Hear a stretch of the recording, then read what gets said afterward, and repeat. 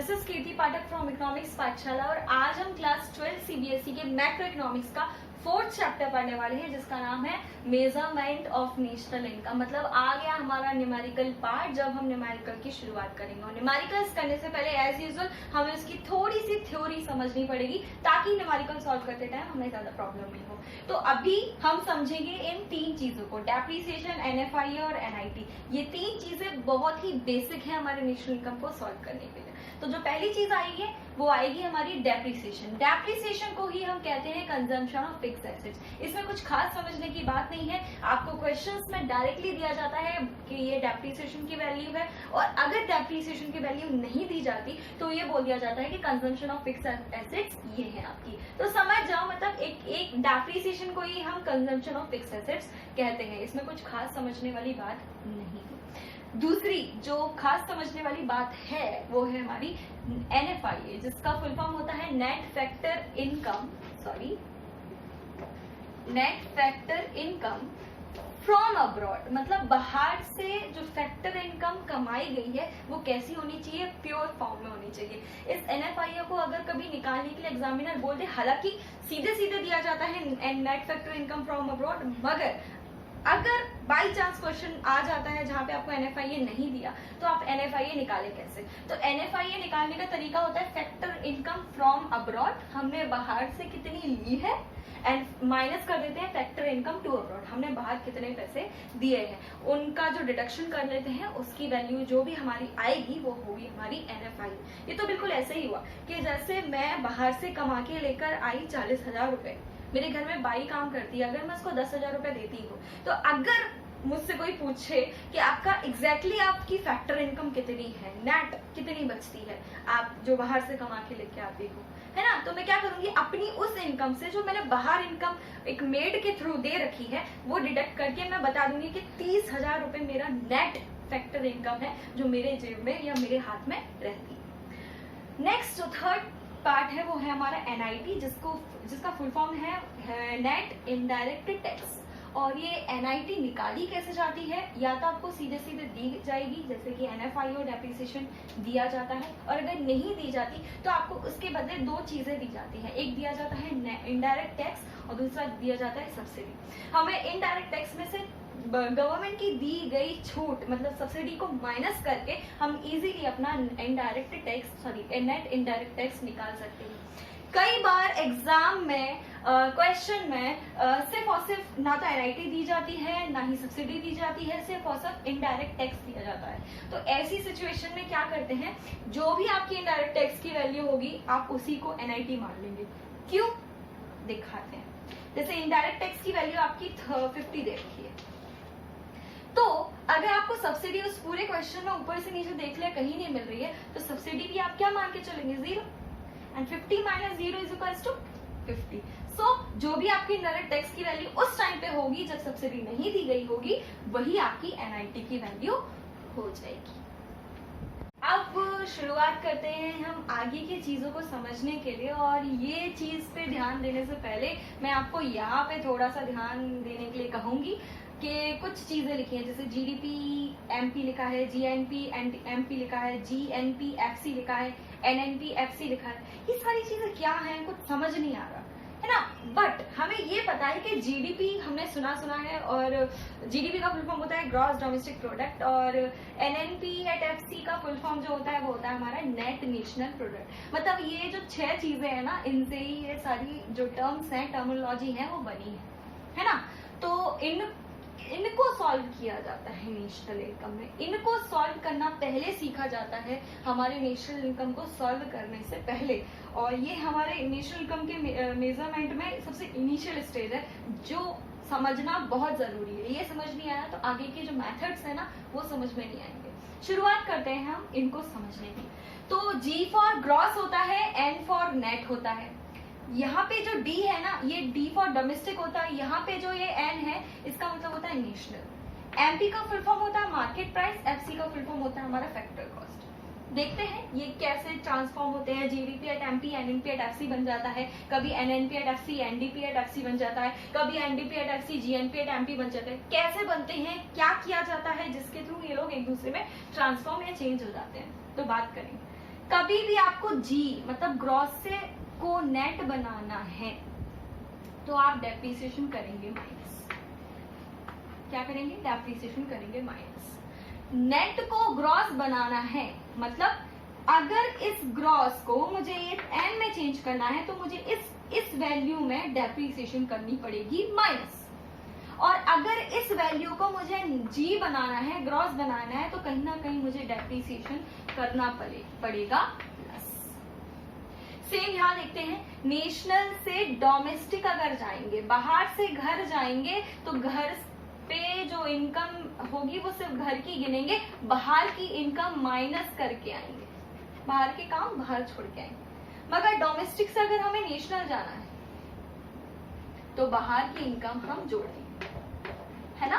जैसे आपसे कहा जाए कि अपने घर में कितना कमा लेते हैं, कि भारत में आपकी सेल कितनी हो जाती है, भारत में आप कितना कमा लेते हो, तो कोई कहेगा मेरे 10 करोड़ कमा लेता हूँ, 10 लाख कमा लेता हूँ। लेकिन अगर उससे पूछा जाए कि आपकी एक एग्जैक्टली नेशनल इनकम मतलब आप नेशनल में नेशन वाइज कितना कमा लेते हो, तो वो क्या करेगा, अब्रॉड की इनकम भी प्लस करता ही करता है। तो नेक्स्ट होगा हमारा, अगर हम मार्केट से फैक्ट्री जाएंगे तो NIT होगा माइनस, और अगर फैक्ट्री के गेट से आप मार्केट पहुंचोगे तो सारे के सारे आपके जो टैक्सेस है ना वो जुड़ते चले जाते हैं। तो कहीं ना कहीं ये वाइस वर्सा खेलते रहते हैं। ग्रॉस से नेट जाएगा डेप्रिसिएशन माइनस, नेट से ग्रॉस जाएगा डेप्रिसिएशन प्लस, नेशनल से डोमेस्टिक जाएगा NFIA माइनस, डोमेस्टिक से नेशनल जाएगा NFIA होगा प्लस, और MP से FC जाएगा NIT होगा माइनस, और FC से MP जाएगा NIT होगा हमारा प्लस।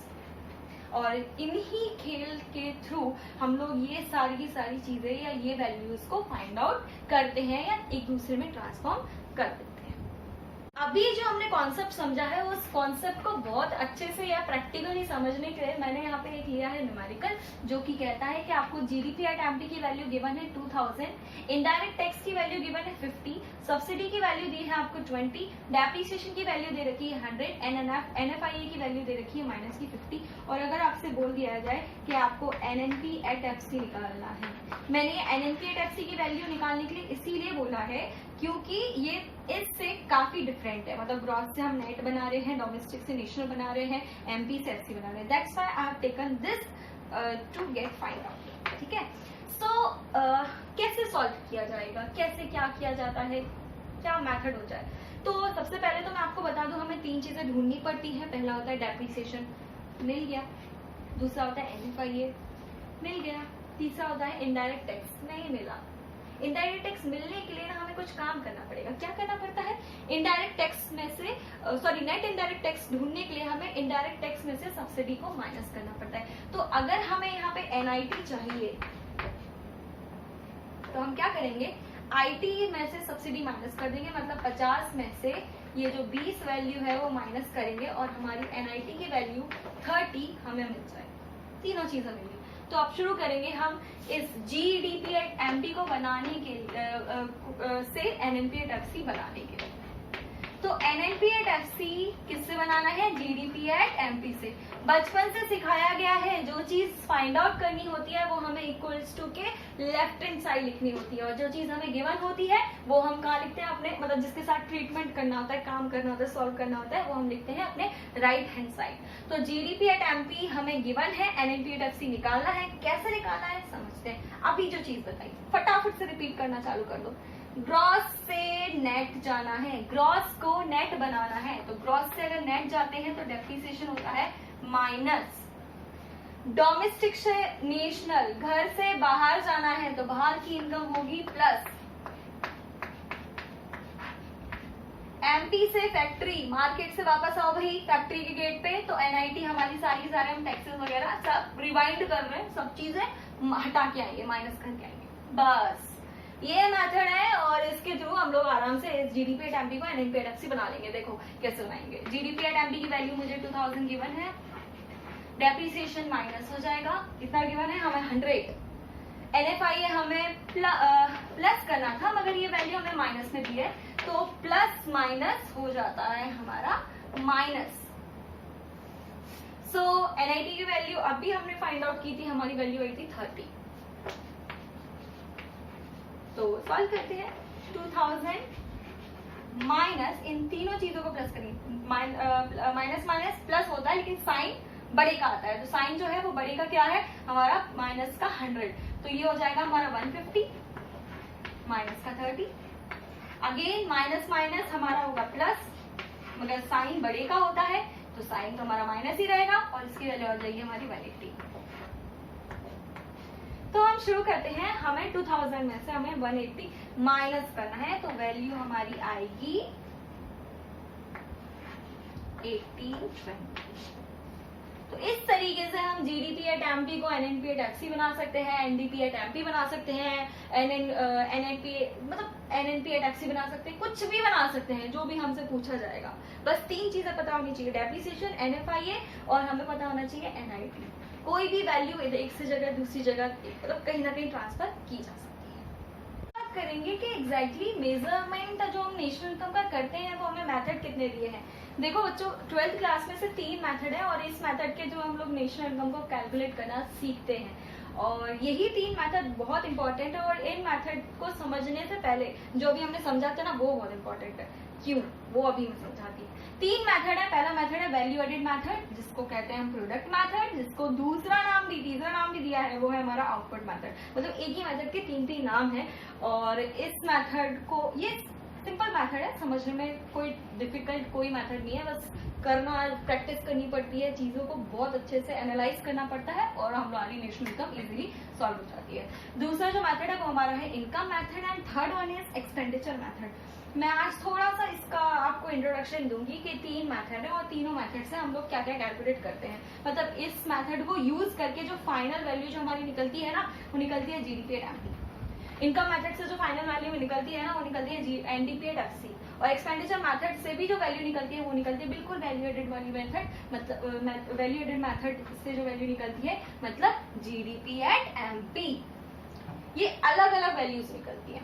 हमें निकालना क्या होता है नेशनल इनकम और इनको हम एनएनपी एट एफसी बनाते हैं। क्यों? क्योंकि नेशनल इनकम मतलब एनएनपी एट एफसी। तो जीडीपी एट एमपी को एनएनपी एट एफसी अभी रिसेंटली बनाना सीखा। एनडीपी एट एफसी को हम एनएनपी एट एफसी बना सकते हैं, बस डोमेस्टिक से नेशनल जाना होता है। और जीडीपी एट एमपी तो अभी जस्ट सीखा था कि कैसे कैसे हम क्या क्या चीजें प्लस करते हैं, क्या माइनस करते हैं, इसके थ्रू हम लोग नेशनल इनकम को आराम से कैलकुलेट कर लेते हैं।